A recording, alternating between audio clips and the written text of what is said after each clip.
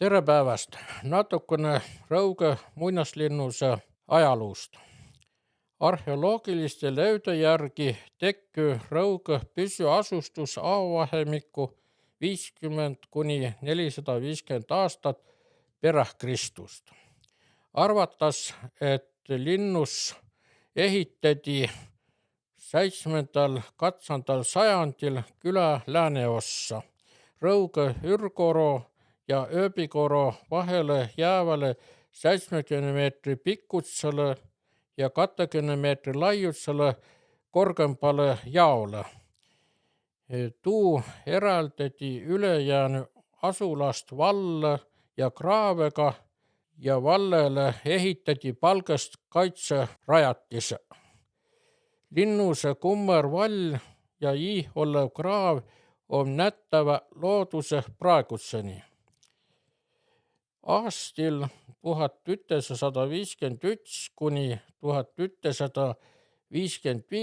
aset löödnud arheoloogilise kaibmise näytasiva, et Linnamäe õuealalt löödi mitme huune jäänuse. Oli olnud lihtsa ristpalgest savipõrmandide ja kereseahjaga huune.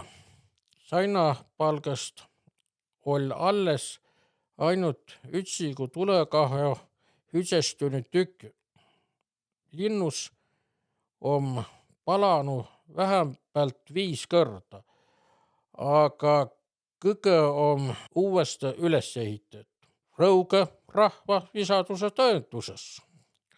Muinasrõuge elaniku harisi maad halepõllunduse läbi pidasiva koduelaid, jahtseva mõtselaid, eriti põtru ja koprit, ja tegelsi käsitööga.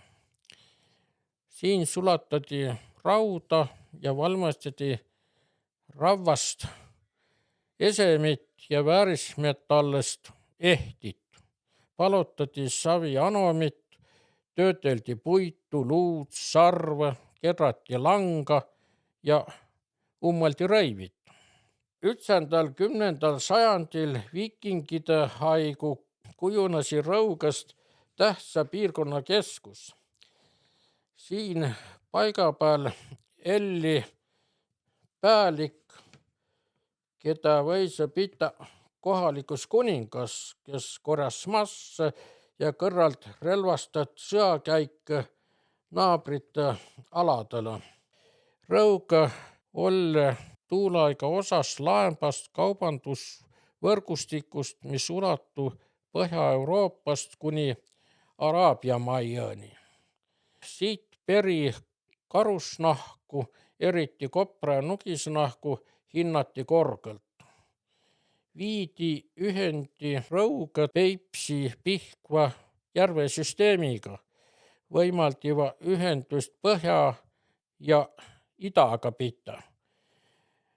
Lõunasuuna käve liiklus Koiva jõkke voolava Musta jõe kaudu. 11. sajandi vana kaubadi hääbu linnuse jäteti maha ja ka Rõuge küla jäi mäntseskis aast tühäs. Rahva peramise kandu siiski edasi tiidmine kunagisest tähtsast paigast.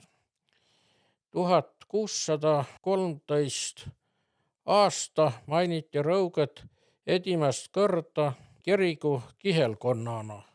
Praegune Rõuge alevik kujunesi välja 11. sajandil. Kindlahem ka üht-teist viil päris tiidmata asju, mida ei ole jõutu viil välja uuri.